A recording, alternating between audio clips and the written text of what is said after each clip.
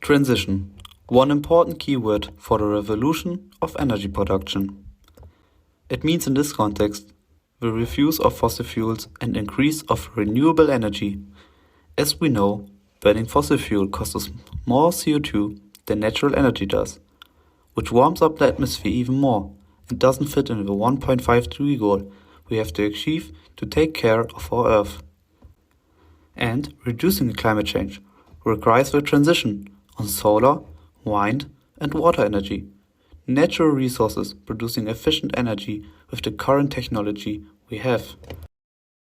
Numerous countries decide to phase out fossil fuels in the next few decades to retain this climate goal. One example is the UK as a developed country by 2034, ending the use of oil and gas in the country and reduce them to 74% until 2030. Nigeria has more time until 2050 as a developing country, but also has to decrease their use until 2030 by 14%. Only this as a solution wouldn't be enough. If we decide to fight the overuse even further, carbon trading and pricing can be a political weapon for a better world too. Since 2005, there's a responsibility for every company to obtain so-called CO2 certificates for allowing the production with CO2 emission. And it works. Creating more emissions than the official boundary will force them to buying more certificates as compensation.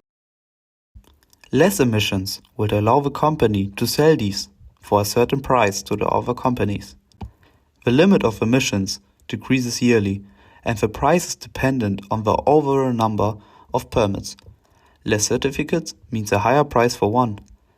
The reason why we have certificates instead of a ban is to arouse interest of the companies for carbon trading and their participation on climate change.